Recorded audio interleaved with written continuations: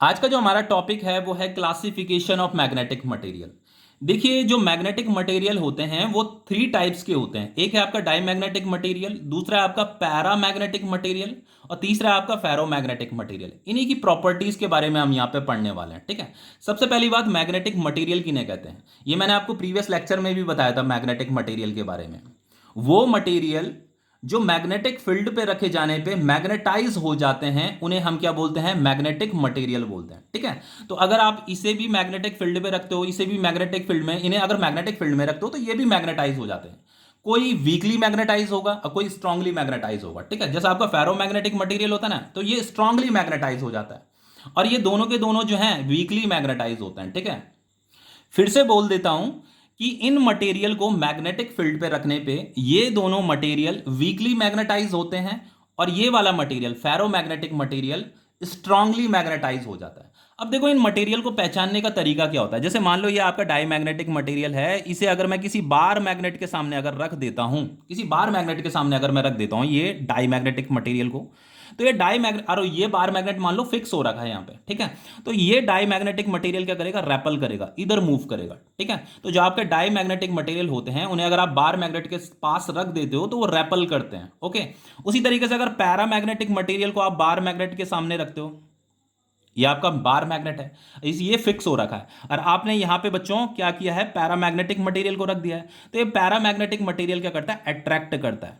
वो इस तरफ मूव करेगा, लेकिन वो वीकली अट्रैक्ट करता है। ठीक है, और अगर हम फेरोमैग्नेटिक मटेरियल को रख देते हैं तो फेरोमैग्नेटिक मटेरियल, आपका फेरोमैग्नेटिक मटेरियल है, तो वो भी क्या करेगा, अट्रैक्ट ही करेगा, लेकिन स्ट्रांगली अट्रैक्ट करेगा।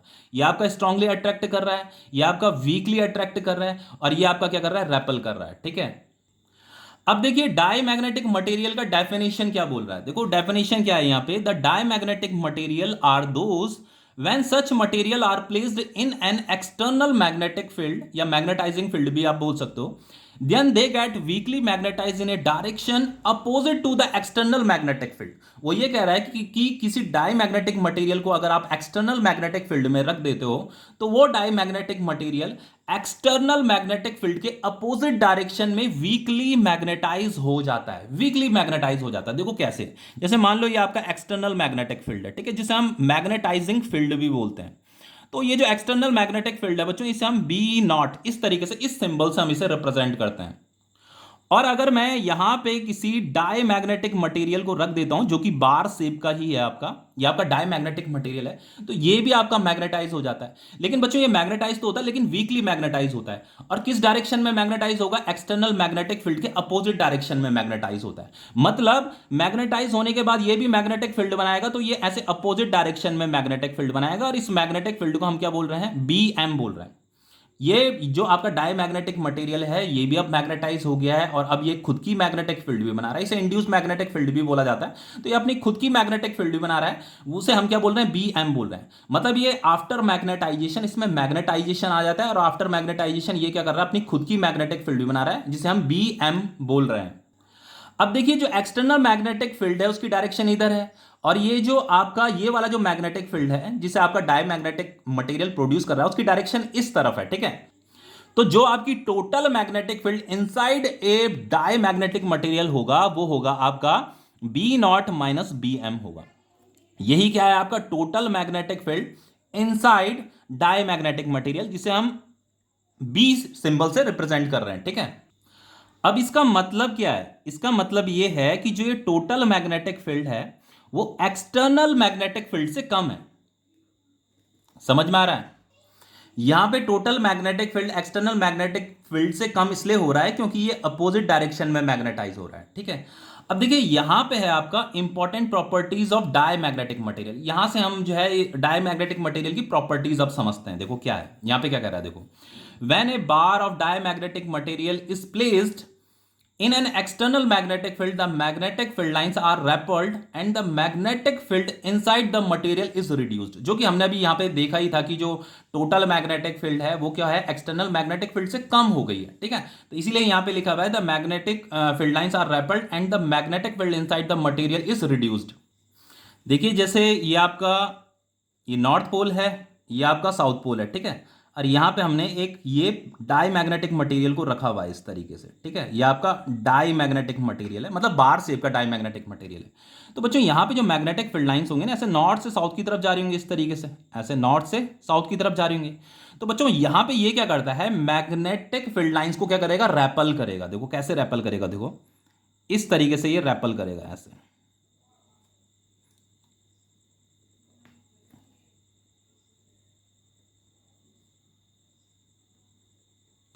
ये अपने में से कम मैग्नेटिक फील्ड लाइंस को पास होने दे रहा है।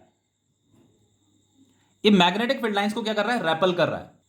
ये मैग्नेटिक फील्ड लाइंस को रेपल इसलिए कर रहा है क्योंकि ये अपोजिट डायरेक्शन में मैग्नेटाइज हुआ था। देखो यहां पे भी तो मैंने आपको बताया था कि किसी बार मैग्नेट के सामने अगर आप डायमैग्नेटिक मटेरियल को रख देते हो तो डायमैग्नेटिक मटेरियल क्या करता है, रेपल करता है। इसका मतलब ये है कि मतलब वो जो है अपने में से कम मैग्नेटिक फील्ड लाइंस को पास होने देना चाहता है।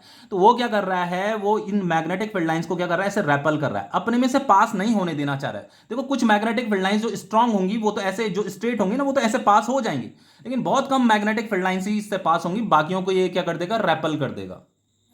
तो ये तो आपकी एक्सटर्नल मैग्नेटिक फील्ड थी। तो इसके अंदर जो टोटल मैग्नेटिक फील्ड होगी वो लेस देन होगी एक्सटर्नल मैग्नेटिक फील्ड से।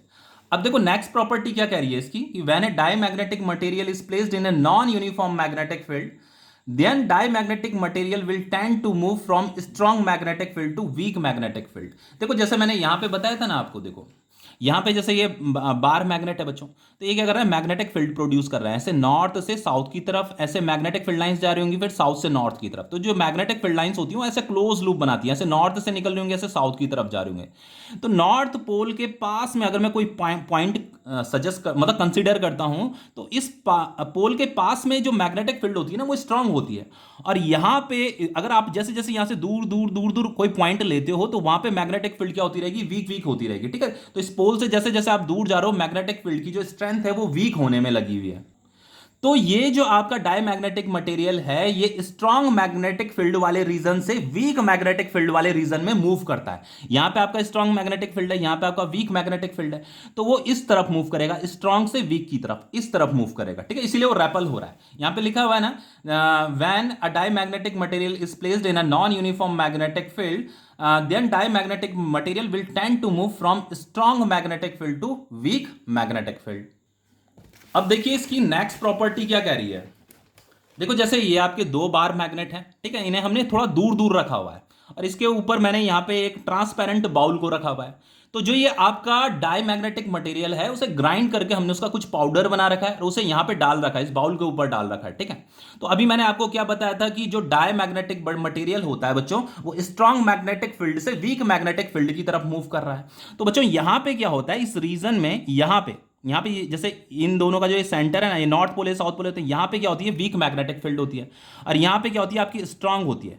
इस जगह आपकी स्ट्रांग मैग्नेटिक फील्ड है, इस जगह, और यहाँ पे आपकी क्या है, ये वीक मैग्नेटिक फील्ड है। तो जो आपका डायमैग्नेटिक मटेरियल होता है वो स्ट्रांग मैग्नेटिक फील्ड वाले रीजन से वीक मैग्नेटिक फील्ड वाले रीजन में मूव करता है। तो ये जो डायमैग्नेटिक मटेरियल है ना, ये कुछ इस तरीके का शेप ले लेता है। देखो किस तरीके का, देखो बताता हूं, ऐसे इस तरीके से इस तरीके का शेप ले लेता है। क्योंकि मैंने अभी आपको क्या बताया था कि जो आपका डायमैग्नेटिक मटेरियल होता है वो स्ट्रांग मैग्नेटिक फील्ड से वीक मैग्नेटिक फील्ड की तरफ मूव करता है। तो यहां पे क्या है, ये आपका वीक मैग्नेटिक फील्ड है इस वाले पॉइंट में यहां पे, और ये आपकी स्ट्रांग है, तो स्ट्रांग से वीक की तरफ क्या कर रहा है, मूव कर रहा है। तो इसी तरीके से वो यहां पे जाकर के वो इकट्ठा हो जाता है, ठीक है, इस तरीके से वो इकट्ठा हो जाएगा। तो यहां पे तो स्ट्रांग मैग्नेटिक फील्ड है, यहां पे आपकी वीक है, तो स्ट्रांग से वीक की तरफ क्या कर रहा है, मूव कर रहा है। तो ये डायमैग्नेटिक मटेरियल कुछ इस प्रकार का शेप बना देगा। अगर आप उसे ग्राइंड करके मतलब उसका पाउडर बना करके कुछ इस ये जो ट्रांसपेरेंट बाउल है उसमें डाल देते हो, और ये आपके क्या है, मैग्नेट्स हैं, ठीक है। देखो नेक्स्ट पॉइंट क्या कह रहा है यहां पे इसका, when diamagnetic material is suspended in a magnetic field. जैसे यहां पे मैंने, ये आपका डायमैग्नेटिक मटेरियल है, इसे मैंने किसी धागे से लटका रखा है, सस्पेंड कर रखा है इन अ मैग्नेटिक फील्ड। ये आपका नॉर्थ पोल है साउथ पोल है, तो मैग्नेटिक फील्ड लाइंस ऐसे नॉर्थ से साउथ की तरफ होती हैं, ठीक है। तो मैंने यहां पे इसे लटका रखा है। Then they set their longest axis at right angle to the direction of magnetic field. तो देखो वो क्या कह रहा है, इसकी लॉन्गेस्ट एक्सिस ये है, इसकी लॉन्गेस्ट एक्सिस। तो वो ये कह रहा है कि इसकी जो लॉन्गेस्ट एक्सिस है, ये एक्सिस जो है इस मैग्नेटिक फील्ड लाइंस, मतलब ये अपने को इस तरीके से सेट कर देगी कि ये लॉन्गेस्ट एक्सिस जो है बच्चों इस मैग्नेटिक फील्ड के परपेंडिकुलर हो जाएगी, कुछ इस तरीके से हो जाएगी। अब देखिए यहाँ पे क्वेश्चन अराइज होता है कि ये जो आपका डायमैग्नेटिक मटेरियल है ना, ये अपने को इस तरीके से अलाइन क्यों कर रहा है, ये अपने को इस तरीके से अलाइन क्यों नहीं कर रहा है। तो देखो बहुत सिंपल है बच्चों, अभी मैंने आपको बताया तो था कि वो मैग्नेटिक फील्ड लाइंस को क्या कर रहा था, रैपल कर रहा था ना। देखो यहां से देखो, ये मैग्नेटिक फील्ड लाइंस को क्या है, चाहता है कि उसमें से कम मैग्नेटिक फील्ड लाइंस पास हो। तो वो क्या कर रहा है, इन मैग्नेटिक फील्ड लाइंस को रैपल कर रहा था। तो इसीलिए बच्चों वो क्या कर रहा है, देखो अगर वो ये डायमैग्नेटिक मटेरियल अगर इस तरीके से अलाइन हो जाता, तो ये जो उसके एंड होते हैं ना, इस एंड के थ्रू यहां से ज्यादा मैग्नेटिक फील्ड लाइंस यहां एंटर कर जाती, इसके अंदर एंटर कर जाती। तो वो ये चाहता है कि कम से कम मैग्नेटिक फील्ड लाइंस उससे पास हो, मतलब उन्हें रैपल करना चाहता है, ठीक है। इसीलिए वो क्या कर रहा है, वो मतलब वो रैपल होता है, इसीलिए वो क्या कर रहा है, वो इस तरीके से अलाइन कर देता है अपने को। अब क्या होगा बच्चों, इसके कम वाले रीजन से मैग्नेटिक फील्ड लाइंस पास हो रही है। ये इसका एंड, ये इसका एक एंड ये है, एक एंड ये है इस डायमैग्नेटिक मटेरियल का। तो मैग्नेटिक फील्ड लाइंस अब इस वाले रीजन से ना तो एंटर करेगी, ना तो इस वाले रीजन से एंटर करेगी। समझ में आ रहा है। तो वो चाहता है कि कम से कम मैग्नेटिक फील्ड लाइंस उसमें से होकर के जाए, क्योंकि वो रैपल करता है मैग्नेटिक फील्ड लाइंस को। इसीलिए वो क्या कर रहा है, अपने को इस तरीके से अलाइन कर दे रहा है। तो दे सेट दियर लॉन्गेस्ट एक्सिस, तो ये जो इसकी लॉन्गेस्ट एक्सिस है वो से सेट कर देगा at right angle to the direction of magnetic field. Magnetic field ये है और वो अपने को कुछ इस तरीके से अलाइन कर देगा, ठीक है। अब देखिए यहां पे नेक्स्ट क्या कह रहा है, relative magnetic permeability of diamagnetic material is always less than 1। अब देखो इसका मतलब क्या है, सबसे पहले बात, रिलेटिव मैग्नेटिक परमेबिलिटी का सिंबल क्या होता है, म्यू आर होता है। ये मैंने प्रीवियस लेक्चर में आपको बताया था, और इसका फॉर्मूला भी मैंने आपको बताया था, म्यू अपॉन म्यू नॉट होता है। ये आपका क्या है, मैग्नेटिक परमेबिलिटी ऑफ मटेरियल, और ये क्या है आपका magnetic permeability of free space. इसी का एक दूसरा फॉर्मूला भी बताया था आपको मैंने, total magnetic field inside the magnetic material divided by external magnetic field. तो यहाँ पे जो मैग्नेटिक मटेरियल है वो डायमैग्नेटिक मटेरियल है, ठीक है। तो हम ये कह सकते हैं total magnetic field inside the diamagnetic material divided by external magnetic field. अब देखो बच्चों, मैंने अभी आपको क्या बताया था कि जो टोटल मैग्नेटिक फील्ड होगा वो लेस देन होता है एक्सटर्नल मैग्नेटिक फील्ड का, ठीक है। तो इसका जो फॉर्मूला है, म्यू आर का जो फॉर्मूला, ये वाला फॉर्मूला मैं ले रहा हूं, ठीक है, बी अपॉन ये बी नॉट ले रहा हूं। तो ये जो टोटल मैग्नेटिक फील्ड है ये तो एक्सटर्नल मैग्नेटिक फील्ड से कम है, ठीक है, ये लेस देन होता है इससे, एक्सटर्नल मैग्नेटिक फील्ड से कम होता है टोटल मैग्नेटिक फील्ड। तो ये वाली वैल्यू छोटी होगी और ये वाली वैल्यू क्या होगी, बड़ी होगी। तो जब हम इसे डिवाइड करेंगे तो डिवाइड करने पे हमें जो म्यू आर मिलेगा, म्यू आर क्या मिलेगा, लेस देन 1 ही तो मिलेगा। समझ में आ रहा है। तो लेस देन 1, इसकी वैल्यू लेस देन 1 आने का मतलब ये है कि ये आपका वीकली मैग्नेटाइज होता है, ठीक है। इसीलिए यहां पे म्यू आर की वैल्यू क्या आ रही है, लेस देन 1 आ रही है। अब देखिए नेक्स्ट क्या कह रहा है, यहाँ पे नेक्स्ट प्रॉपर्टी क्या कह रही है इसकी, देखो the magnetic susceptibility of diamagnetic material has a small negative value. अब देखो ये स्मॉल नेगेटिव वैल्यू देखो कैसे आ रही है, देखो जैसे मैग्नेटिक ससेप्टिबिलिटी का जो सिंबल होता है वो होता है आपका काई एम। इसके लिए मैंने एक रिलेशन आपको बताया था, म्यू आर माइनस 1। इस एक्सप्रेशन को भी हमने डिराइव किया था प्रीवियस लेक्चर में, तो पहले आप उस लेक्चर को अच्छे से देख लेना, ठीक है। तो ये आपका मैग्नेटिक ससेप्टिबिलिटी है, ये आपका ये आपका रिलेटिव मैग्नेटिक परमेबिलिटी है। तो chi M is equal to mu R minus 1 होता है। अभी देखो बच्चों, हमने ये क्या प्रूफ किया था कि म्यू आर जो होता है वो लेस देन 1 होता है। तो अगर ये म्यू आर लेस देन 1 है बच्चों, ये लेस देन 1 है, और ये 1 के ये मतलब इसकी वैल्यू 1 से छोटी है, तो जब हम इसे सॉल्व करेंगे तो हमें क्या मिलेगी, स्मॉल नेगेटिव वैल्यू मिलेगी। इसीलिए यहां पे लिखा हुआ है कि magnetic susceptibility has a small negative value. अब देखो मैग्नेटिक ससेप्टिबिलिटी का मतलब क्या होता है, किसी भी मटेरियल का मैग्नेटिक ससेप्टिबिलिटी ये बताता है कि वो मटेरियल कितनी आसानी से मैग्नेटाइज हो पा रहा है। अगर आप किसी मटेरियल को मैग्नेटिक फील्ड में रखते हो तो वो मैग्नेटाइज हो रहा है मान लो, ठीक है। तो अगर वो आसानी से मैग्नेटाइज हो रहा है तो उसकी मैग्नेटिक ससेप्टिबिलिटी ज्यादा होगी, और अगर वो आसानी से मैग्नेटाइज नहीं हो पा रहा है तो उसकी मैग्नेटिक ससेप्टिबिलिटी क्या होगी, कम होगी। तो क्योंकि बच्चों ये आपका वीकली मैग्नेटाइज होता है, इसीलिए इसका जो मैग्नेटिक ससेप्टिबिलिटी आ रहा है वो स्मॉल नेगेटिव वैल्यू आ रहा है, ठीक है।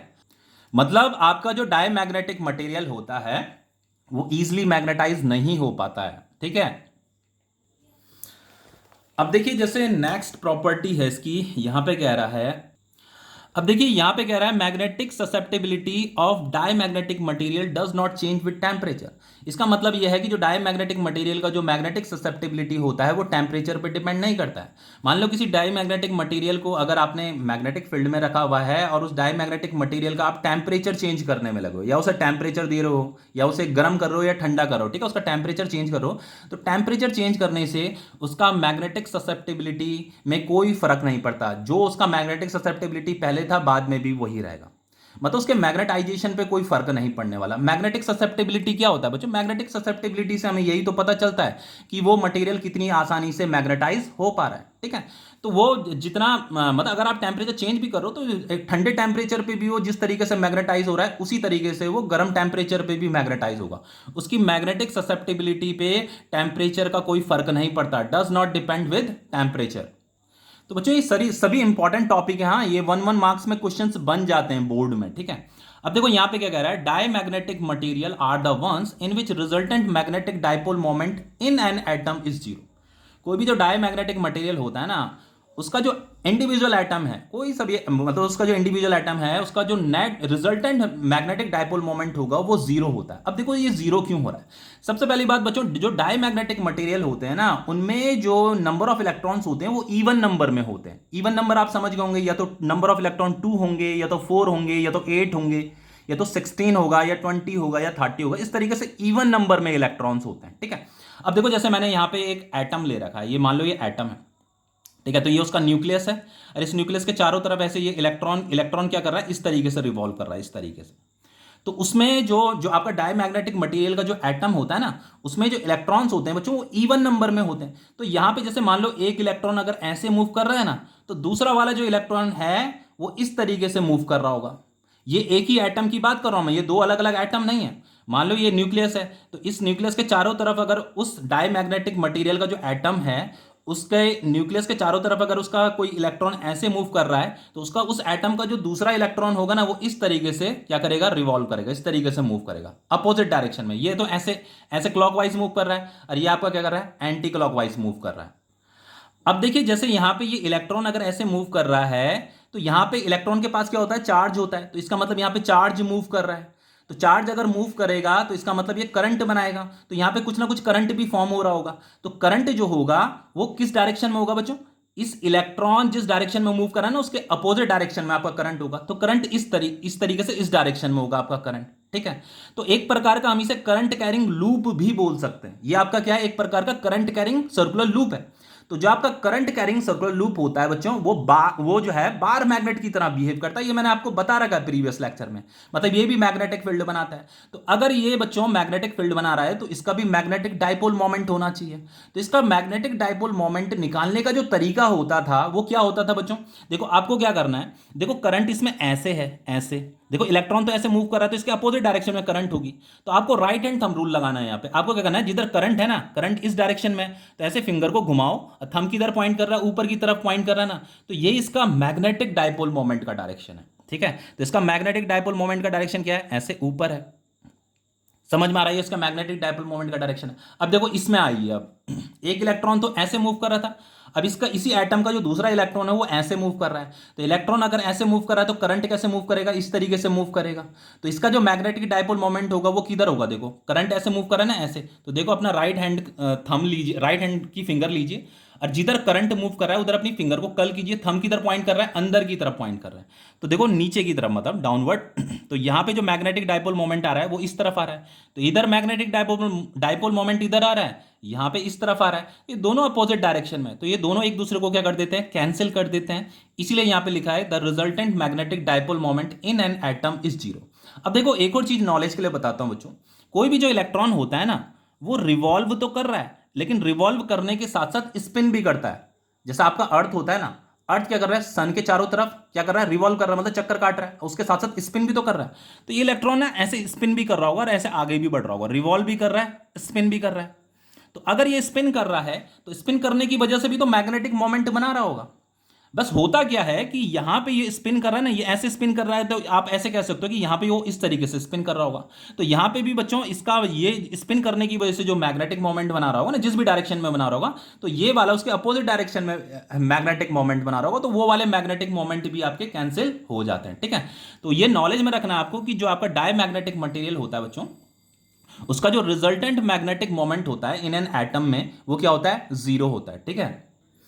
अब देखिए अब है आपका सुपर कंडक्टर और ये मैसनर इफेक्ट। अब देखो बच्चों ये टॉपिक आपका एनसीईआरटी में भी है, ठीक है, कंफ्यूज मत होइएगा। कुछ बच्चे सोच रहे होंगे ये टॉपिक कहां से आ गया।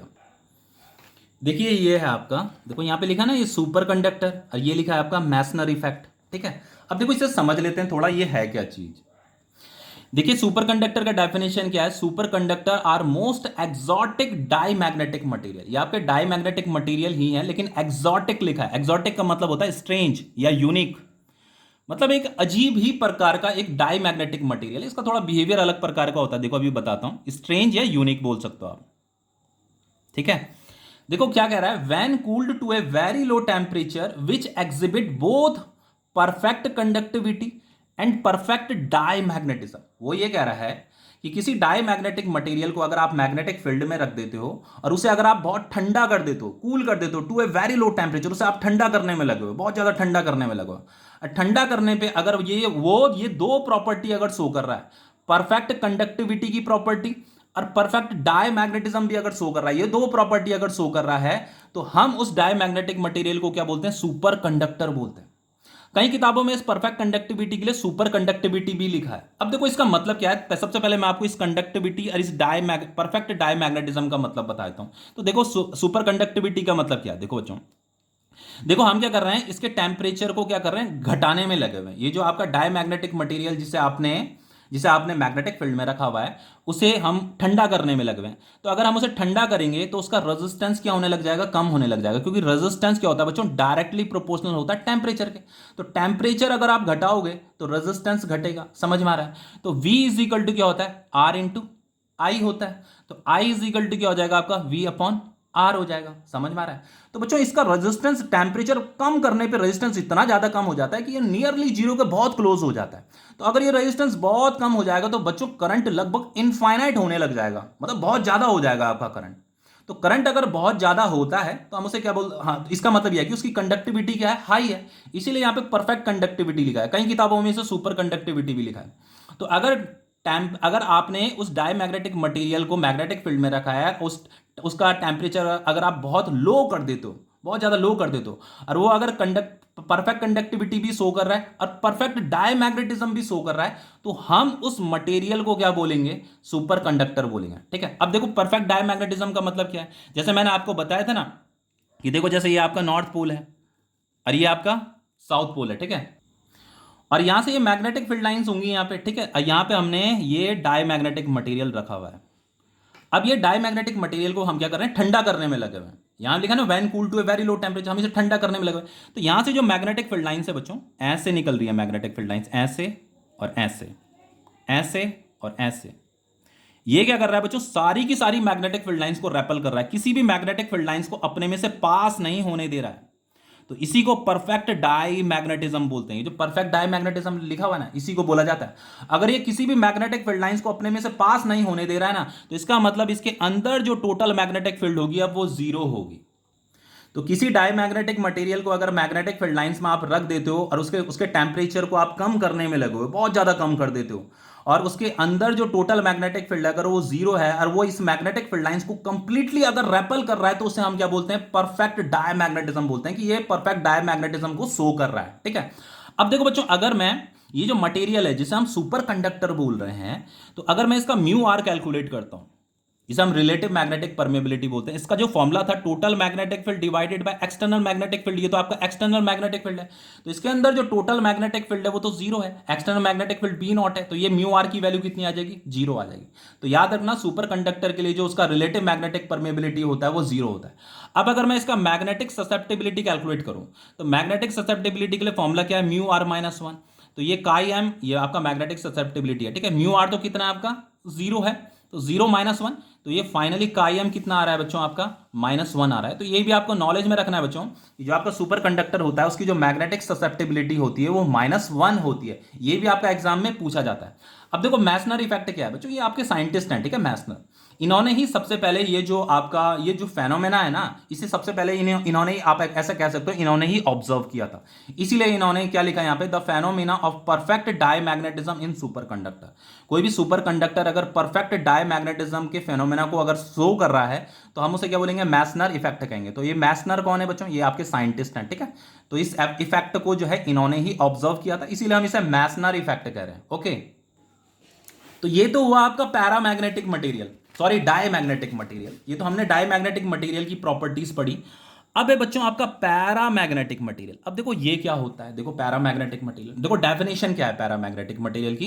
Paramagnetic material are those when such material are placed in an external magnetic field then they get weakly magnetise in the direction of external magnetic field. वो ये कह रहा है कि किसी पैरामैग्नेटिक मटेरियल को अगर आप एक्सटर्नल मैग्नेटिक फील्ड में रख देते हो तो बच्चों वो एक्सटर्नल मैग्नेटिक फील्ड की ही डायरेक्शन में वीकली मैग्नेटाइज हो जाता है। उसके एग्जांपल ये हैं आपके aluminium, chromium, lithium, magnesium, potassium, ये क्या आपके पैरामैग्नेटिक मटेरियल है। और जैसे ये आपका एक्सटर्नल मैग्नेटिक फील्ड है, ठीक है, जिसे हम मैग्नेटाइजिंग फील्ड भी बोलते हैं। तो ये आपका B nought external magnetic field है और इसके अंदर मैंने एक पैरामैग्नेटिक मटेरियल को रख दिया है। ये आपका पैरामैग्नेटिक मटेरियल है। तो ये पैरामैग्नेटिक मटेरियल क्या करेगा, खुद को ये वीकली मैग्नेटाइज हो जाता है। मैग्नेटाइज तो होगा लेकिन वीकली मैग्नेटाइज होगा। और किस डायरेक्शन में होगा बच्चों, जिधर आपका एक्सटर्नल मैग्नेटिक फील्ड का डायरेक्शन है ना, उसी डायरेक्शन में खुद को मैग्नेटाइज कर देता है। तो मैग्नेटाइज, इस डायरेक्शन में मैग्नेटाइज करने का मतलब ये है कि ये जो मैग्नेटिक फील्ड प्रोड्यूस करेगा ना, वो इसी डायरेक्शन में प्रोड्यूस करेगा, ठीक है। तो ये कितनी मैग्नेटिक फील्ड प्रोड्यूस कर रहा है, हम उसे बीएम बोल रहे हैं, ठीक है। तो एक मैग्नेटाइज होने के बाद जो मटेरियल मैग्नेटिक फील्ड प्रोड्यूस करता है उसे हम बीएम सिंबल उसके लिए यूज करते हैं, ठीक है। अब देखो बच्चों बीएम तो ये मैग्नेटिक फील्ड बना रहा है और इसके अंदर जिस मैग्नेटिक फील्ड में हमने इसे रखा हुआ है वो कितनी है, बी नॉट है। तो अब इसके अंदर जो टोटल मैग्नेटिक फील्ड हो जाएगी वो कितनी हो जाएगी, बी हो जाएगी। अब बी कितना है, B nought plus B M है। तो यहां से क्या पता चल रहा है, यहां से ये पता चल रहा है कि जो total magnetic field inside the paramagnetic material है वो ग्रेटर है एक्सटर्नल मैग्नेटिक फील्ड से, ठीक है। अब देखिए इसकी प्रॉपर्टी है ये आपकी important properties of paramagnetic material. देखो क्या कह रहा है, when a bar of paramagnetic material, यहां पे हम एक बार शेप का पैरामैग्नेटिक मटेरियल लेंगे, उसे प्लेस करेंगे, is placed in an external magnetic field, the magnetic field lines get concentrated inside the material and the magnetic field inside the material is enhanced. Magnetic field inside the conductor क्या होता है, enhanced मतलब बढ़ जाता है। क्या लिखा हुआ है, total magnetic field inside the paramagnetic material is greater है देन एक्सटर्नल मैग्नेटिक फील्ड के। देखो बच्चों जैसे ये आपका नॉर्थ पोल है और ये आपका क्या है, साउथ पोल है, और हमने यहाँ पे क्या किया, एक पैरामैग्नेटिक मटेरियल को रख दिया है। ये आपका पैरामैग्नेटिक मटेरियल है। तो ये क्या करेगा बच्चों, जैसे यहां से मैग्नेटिक फील्ड लाइंस निकलती होंगी ना, तो इन मैग्नेटिक फील्ड लाइंस को अपनी तरफ अट्रैक्ट करेगा। ये मैग्नेटिक फील्ड लाइंस को क्या करेगा, अपनी तरफ अट्रैक्ट करेगा, लेकिन स्ट्रांगली अट्रैक्ट नहीं करता है, वीकली अट्रैक्ट करता है। देखो क्या करेगा, देखो जैसे यहां से ये मैग्नेटिक फील्ड लाइंस निकली और ये ऐसे अपनी तरफ इन्हें क्या कर रहा है, ऐसे अट्रैक्ट कर रहा है इस तरीके से। ये आपकी मैग्नेटिक फील्ड लाइन है, ठीक है, ये कुछ इस तरीके से अट्रैक्ट कर रहा है,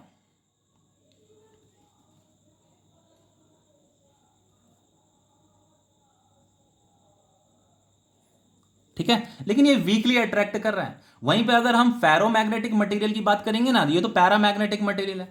फेरोमैग्नेटिक मटेरियल भी मैग्नेटिक फील्ड लाइंस को अट्रैक्ट ही करता है, लेकिन वो स्ट्रांगली अट्रैक्ट कर रहा है, करेगा। और ये क्या कर रहा है, ये वीकली अट्रैक्ट कर रहा है, मतलब इनमें जो ये गैप है ना, मतलब कुछ गैप बने हुए हैं। लेकिन अगर फेरोमैग्नेटिक मटेरियल होता तो ये मैग्नेटिक फील्ड लाइंस बहुत क्लोज होती। क्लोज होने का मतलब ये है कि वो इन मैग्नेटिक फील्ड लाइंस को स्ट्रांगली अट्रैक्ट कर रहा है। लेकिन ये आपका पैरामैग्नेटिक मटेरियल है, तो paramagnetic material in magnetic field lines को अट्रैक्ट तो करेगा लेकिन वीकली अट्रैक्ट करता है। तो देन इसीलिए बच्चों यहां पे जो टोटल मैग्नेटिक फील्ड होगा ना, जो इसके अंदर जो टोटल, ये तो आपका बी नॉट है, तो इसके अंदर जो टोटल मैग्नेटिक फील्ड होता है वो ग्रेटर होता है किससे, एक्सटर्नल मैग्नेटिक फील्ड से। तो इसके अंदर टोटल मैग्नेटिक फील्ड ज्यादा आ रहा है, इसलिए ज्यादा आ रहा है क्योंकि ये मैग्नेटिक फील्ड लाइंस को अपनी तरफ अट्रैक्ट कर रहा है, इसीलिए आ रहा है। और ये भी आपको पता होना चाहिए कि ये मैग्नेटाइज हो जाता है मैग्नेटिक फील्ड लाइंस पे रखने पे, और किस डायरेक्शन में होता है, जिधर आपकी एक्सटर्नल मैग्नेटिक फील्ड लाइंस की डायरेक्शन होंगी ना, उसी डायरेक्शन में ये अपने को मैग्नेटाइज कर देता है। अब देखो यहां पे क्या लिखा है, देखो दूसरा, when a paramagnetic material is placed in a non uniform magnetic field then paramagnetic material will tend to move from weak magnetic field to strong magnetic field. इसका मतलब ये है कि they get attracted to a magnet.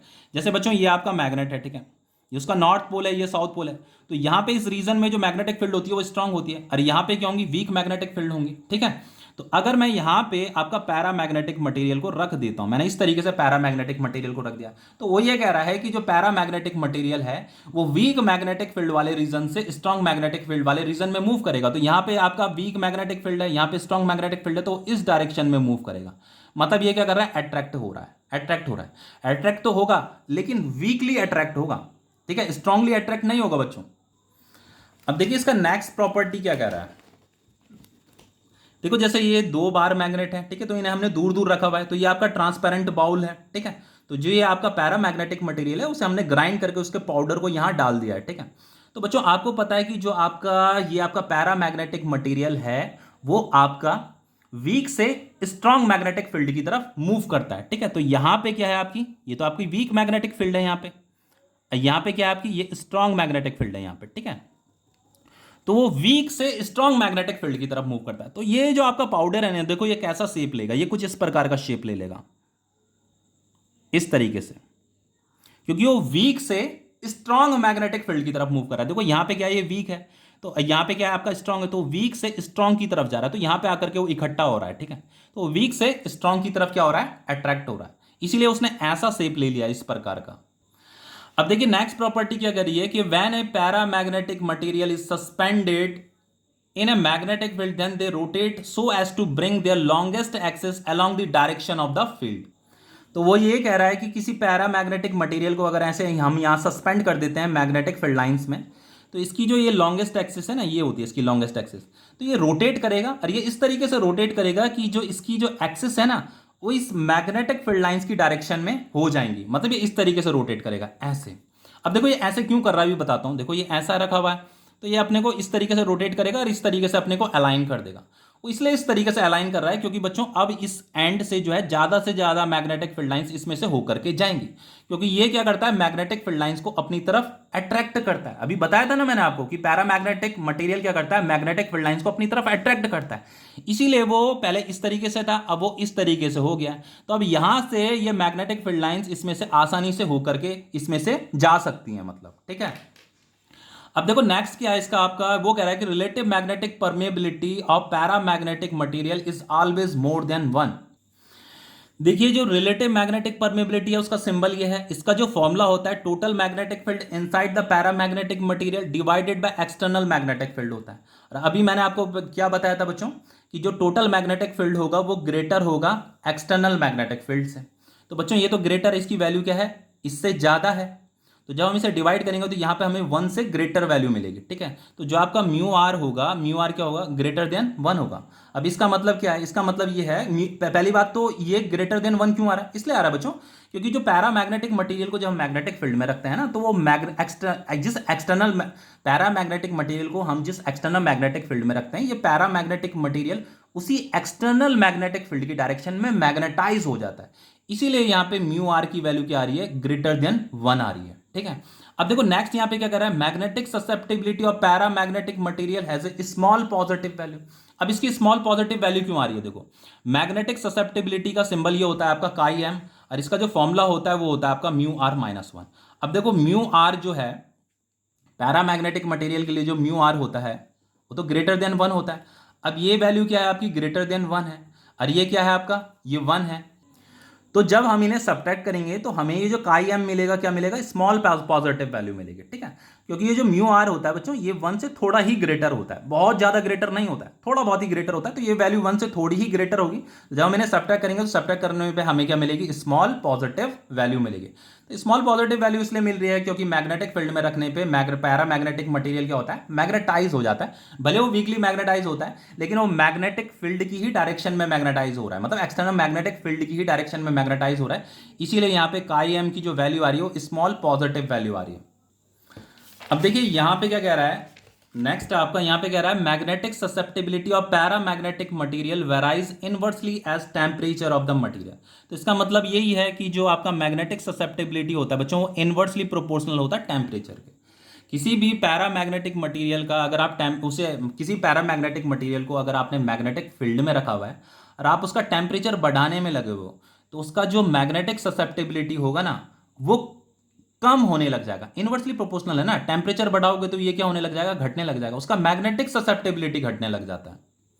इसका मतलब हम ये कह सकते हैं कि they lose their magnetic character with rise in temperature, ठीक है। टेम्परेचर बढ़ाने पे वो अपना मैग्नेटिक कैरेक्टर लॉस करने लग जाता है, ठीक है, मतलब उसकी मैग्नेटिक ससेप्टिबिलिटी क्या हो रही है, घट रही है।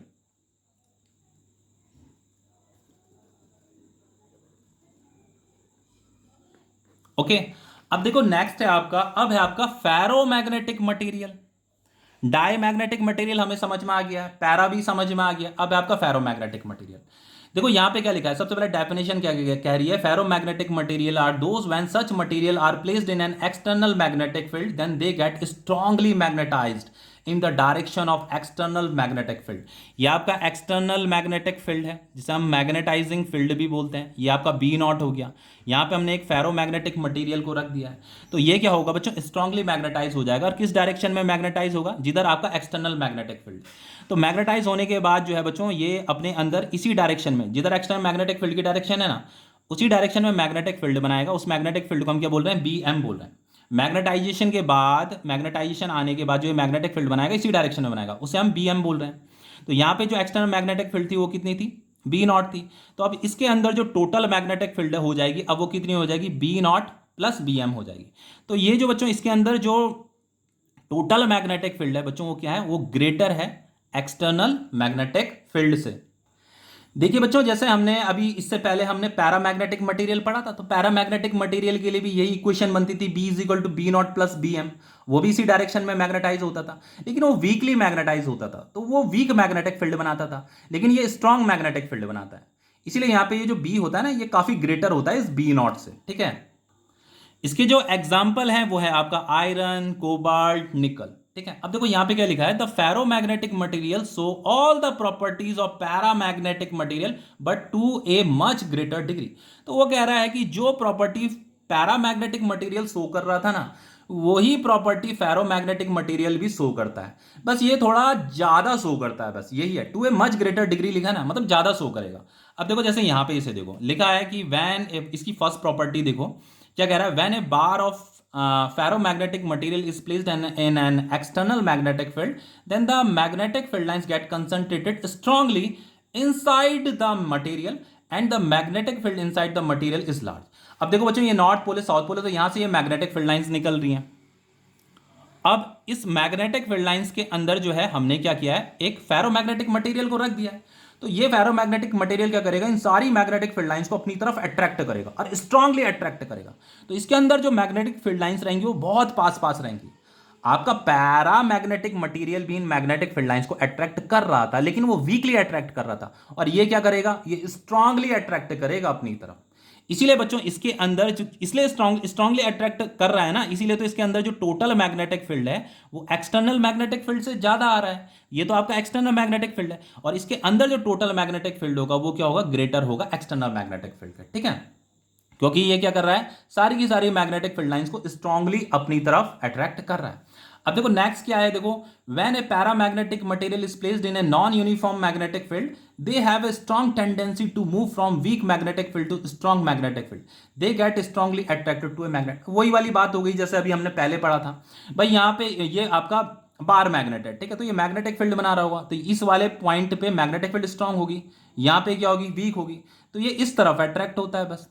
तो ये वीक मैग्नेटिक फील्ड है, ये स्ट्रांग मैग्नेटिक फील्ड है, तो वीक से स्ट्रांग की तरफ वो अट्रैक्ट हो रहा है, लिखा है ना, they have a strong tendency to move from weak magnetic field to strong magnetic field. लेकिन बच्चों अट्रैक्ट तो हो रहा है, लेकिन स्ट्रांगली अट्रैक्ट हो रहा है। पैरामैग्नेटिक मटेरियल भी अट्रैक्ट होता था, लेकिन वो स्ट्रांगली अट्रैक्ट नहीं होता था, वो वीकली अट्रैक्ट होता था, और ये आपका स्ट्रांगली अट्रैक्ट हो रहा है। अब देखिए नेक्स्ट है आपका, यहीं पे उसकी नेक्स्ट प्रॉपर्टी है, देखो यहाँ पे ये हमने ये बाउल रखा है, ट्रांसपेरेंट बाउल, और हमने फेरोमैग्नेटिक मटेरियल का पाउडर इसमें रखा हुआ है, ठीक है। तो बच्चों देखो ये आपका यहाँ पे होता है आपका वीक मैग्नेटिक फील्ड, यहाँ पे आपका क्या होता है, स्ट्रांग मैग्नेटिक फील्ड। तो ये जो आपका फेरोमैग्नेटिक मटेरियल होता है वो वीक मैग्नेटिक फील्ड से स्ट्रांग मैग्नेटिक फील्ड की तरफ मूव करता है। तो यहाँ पे वीक है ना, तो देखो यहाँ पे वीक में ये यहाँ पे क्या हो रखा है, ये गहरा हो रखा है, और यहाँ पे देखो ये ऊपर की तरफ जा रहा है ऐसे, क्योंकि यहाँ पे स्ट्रांग मैग्नेटिक फील्ड है यहाँ पे, तो इसलिए ये ऊपर की तरफ यहाँ पे वो इकट्ठा हो रहा है, और यहाँ पे क्या हो रखा है, ये गहरा हो रखा है, ठीक है। अब देखो यहाँ पे क्या कह रहा है, when a ferromagnetic material is suspended in a magnetic field, ये आपकी फोर्थ प्रॉपर्टी है, then they strongly rotate so as to bring their longest axis along the direction of field. तो हमने उसे ऐसे लटका रखा है, तो ये अगेन क्या करेगा बच्चों, ये रोटेट करेगा और अपने को ऐसे इस तरीके से अलाइन कर देगा, मैग्नेटिक फील्ड की ही डायरेक्शन में अलाइन कर देगा, क्योंकि वो चाहता है कि सारी मैग्नेटिक फील्ड लाइंस उसमें से पास हों। वो सारी मैग्नेटिक फील्ड लाइंस को अपनी तरफ अट्रैक्ट कर रहा है, तो अपनी तरफ अट्रैक्ट करने के लिए उसे क्या करना पड़ेगा, अपने इस एंड को, ये जो उसके एंड है उन्हें इस तरफ लाना पड़ेगा, मतलब तभी तो ज़्यादा से ज़्यादा मैग्नेटिक फील्ड लाइंस इसमें से अंदर जा पाएंगी, समझ में आ रहा है। लेकिन वो जो ऐसे रोटेट तो करेगा, बहुत तेजी से रोटेट करेगा अपने को, बहुत तेजी से, वीकली नहीं, स्ट्रांगली ऐसे रोटेट करेगा बहुत तेजी से। इसलिए यहां पे लिखा है they strongly rotate so as to bring their longest axis along the direction of field. ये उसकी लॉन्गेस्ट एक्सिस है, तो अब उसकी लॉन्गेस्ट एक्सिस किस डायरेक्शन में हो जाएगी, इस डायरेक्शन में हो जाएगी। समझ में आ रहा है? अब अगर हम उसकी रिलेटिव मैग्नेटिक परमेबिलिटी की बात करें तो relative magnetic permeability of ferromagnetic material is very large, बहुत ज्यादा लार्ज होती है। म्यू आर क्या था आपका, इसी को रिलेटिव मैग्नेटिक परमेबिलिटी बोलते हैं, total magnetic field divided by external magnetic field. तो जो आपका टोटल मैग्नेटिक फील्ड होता था ना बच्चों, वो बहुत बहुत ज्यादा होता था, ठीक है, एक्सटर्नल मैग्नेटिक फील्ड से ज्यादा होता है काफी। तो ये वैल्यू तो बहुत ज्यादा है और ये क्या है, कम है। तो जब आप डिवाइड करोगे तो म्यू आर की वैल्यू क्या मिलेगी, 1 से काफी ज्यादा मिलेगी आपको, ठीक है, 1 से काफी ज्यादा मिलेगी। जैसे पैरामैग्नेटिक मटेरियल में भी आपको म्यू आर की वैल्यू ग्रेटर देन 1 मिल रही थी, लेकिन यहाँ पे 1 से काफी ज्यादा मिलेगी आपको म्यू आर की वैल्यू। और अगर हम मैग्नेटिक ससेप्टिबिलिटी की बात करें तो magnetic susceptibility of ferromagnetic material has a large positive value. देखो इसका फॉर्मूला है chi M is equal to mu R minus 1, ये आपका मैग्नेटिक ससेप्टिबिलिटी। अब म्यू आर तो बच्चों 1 से काफी ज्यादा ग्रेटर है, तो अगर ये 1 से काफी ज्यादा बड़ी वैल्यू है अगर ये, तो जब हम इन्हें सब्ट्रैक्ट करेंगे तो आपको इस काई एम मैग्नेटिक ससेप्टिबिलिटी की जो वैल्यू मिलेगी एक लार्ज पॉजिटिव वैल्यू मिलेगी, ठीक है। तो इसकी लार्ज पॉजिटिव वैल्यू आने का मतलब ये है कि बच्चों मैग्नेटिक फील्ड पे रखे जाने पे ये आपका फेरोमैग्नेटिक मटेरियल स्ट्रांगली मैग्नेटाइज हो जाता है, इसका मतलब यही है, ठीक है। अब देखो आगे क्या कह रहा है यहाँ पे, with rise in temperature magnetic susceptibility of ferromagnetic material decreases. Again बच्चों इसका मतलब यही है कि जो मैग्नेटिक ससेप्टिबिलिटी होता है बच्चों वो टेम्परेचर के इनवर्सली प्रोपोर्शनल होता है। तो अगर बच्चों आप इसका टेम्परेचर बढ़ा रहे हो तो इसका फेरोमैग्नेटिक मटेरियल का जो मैग्नेटिक ससेप्टिबिलिटी है वो डिक्रीज करने लग जाता है। क्या करने लग जाता है, डिक्रीज करने लगता है। अब देखो यहां पे क्या लिखा है, एट हाई इनफ टेम्परेचर, अगर टेम्परेचर बहुत ज्यादा हाई कर देते हो आप, a ferromagnetic material becomes a paramagnetic material. भाई टेम्परेचर बढ़ाने से बच्चों वो क्या होता है, वो अपने मैग्नेटिक कैरेक्टर को लॉस करने लग जाता है। समझ में आ रहा है? किसी भी कोई भी बच्चों मैग्नेटिक मटेरियल है उसे आपने कहाँ रखा हुआ है, मैग्नेटिक फील्ड में रखा, तो मैग्नेटाइज होने लग जाएगा, ठीक है। लेकिन अगर आप उसे टेम्परेचर दे रहे हो ना, तो टेम्परेचर देने से वो जो भी उसमें मैग्नेटिज्म आया है, जो भी उसमें मैग्नेटाइजेशन हुआ है ना, उस मैग्नेटिक वो जो उसका मैग्नेटिक कैरेक्टर उसमें आया उसे वो लॉस करने लग जाता है टेम्परेचर बढ़ाने से। बस वही चीज यहां पे भी हो रही है। देखो एट हाई इनफ टेम्परेचर ये जो फेरोमैग्नेटिक मटेरियल है बच्चों वो क्या हो जाता है, पैरामैग्नेटिक मटेरियल हो जाता है, बिकम ए पैरामैग्नेटिक मटेरियल। आपका फेरोमैग्नेटिक मटेरियल तो पैरामैग्नेटिक मटेरियल से स्ट्रांग था ना, वो ज्यादा स्ट्रांगली मैग्नेटाइज होता था, ये तो पैरामैग्नेटिक मटेरियल तो आपका वीकली मैग्नेटाइज होता था। लेकिन जैसे जैसे आप उसका टेम्परेचर बढ़ा रहे हो उसका मैग्नेटिक ससेप्टिबिलिटी क्या हो रहा है, घटने में लगा हुआ है। मैग्नेटिक ससेप्टिबिलिटी घटने का मतलब ये है कि अब वो जो है इजिली मैग्नेटाइज नहीं हो पाएगा। इसीलिए तो उसने लिखा हुआ है कि eight high enough temperature ferromagnetic material becomes a paramagnetic material, ठीक है। तो ये टॉपिक आपका कंप्लीट हो गया बच्चों, इसे अच्छे से समझ लेना। बाकी इसके बाद लास्ट एक और लेक्चर रह गया है इसका, देन ये वो आपका 20-25 मिनट का ही वीडियो होगा, उसके बाद ये चैप्टर आपका कंप्लीट हो गया है।